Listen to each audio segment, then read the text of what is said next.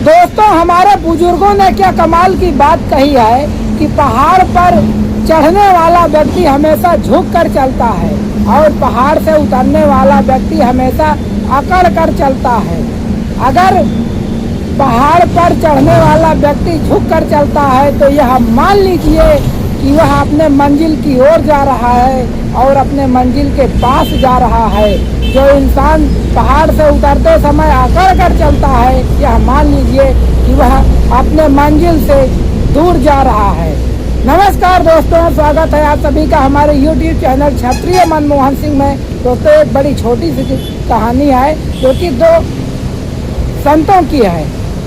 एक जंगल था जिनमें एक गुरुजी रहते थे और उनके दो शिष्य रहते थे, जो कि गुरुजी अपने शिष्यों को संसार के भले के लिए और जीवन यापन के लिए अपने शिष्यों को दृढ़ विश्वास से परमपिता परमात्मा की भक्ति और उनको ज्ञान की बातें सिखाया करते थे। लेकिन एक दिन किसी कारणवश गुरु जी को पास ही के नगर में कोई कार्य था, तो उस कार्य के लिए जाना था।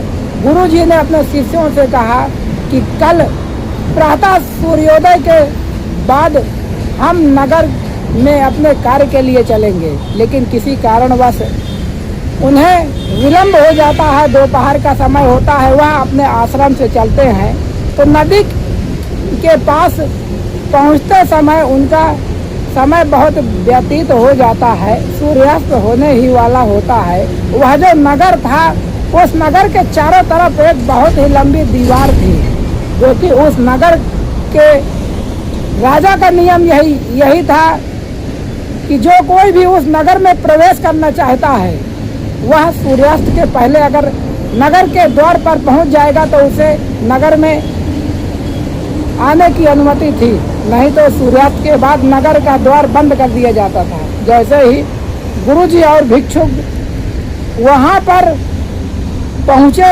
नदी किनारे, गुरुजी और उनके दो शिष्य, तब तुरंत ही उन्होंने एक नाव को बुलाया। केवट आया और गुरुजी ने केवट से कहा कि जल्द से जल्द हमें नदी के उस पार कर दो, नहीं तो सूर्यास्त हो जाएगा और हमें नदी में जो है यहीं विलंब हो जाएगा, तो हम नगर में प्रवेश नहीं कर पाएंगे। वह नाविक कहता है कि अगर आप जल्दी जाना चाहते हैं तो आइए हमारे नाव पर बैठिए।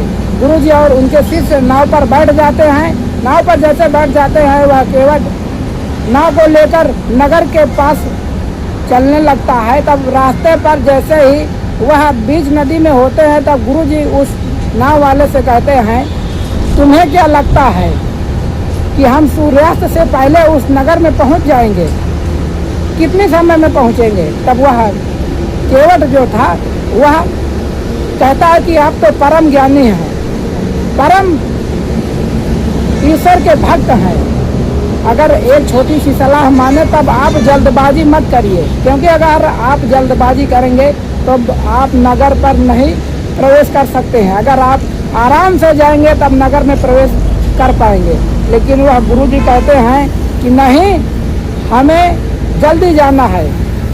तब वह जो नाविक था वह तुरंत ही नदी के उस पार कर देता है और नगर में जाने के लिए 2-3 किलोमीटर का जंगल पार करना होता है। तब गुरुजी और दोनों शिष्य बहुत रफ्तार से चलते हैं। तब गुरुजी जैसे ही इतनी तेज गति से चलते हैं तो जो है उनके पैरों में जो है कांटे लग जाते हैं और वह उसी जंगल में एक पत्थर से टकराकर गिर जाते हैं। उनके पैर में चोट लग जाती है। तत्काल प्रभाव से दोनों शिष्य अपने गुरुजी को उठाते हैं, वापस नदी किनारे लौटाकर लाते हैं और नाव वाले को बुलाते हैं। कहते हैं कि हमें बहुत आपकी आवश्यकता है, हमारे गुरुजी के पैर पर चोट लगी है, आप अपने घर पर या आपकी जो कुटिया है वहाँ ले चलिए, इनका इलाज करिए।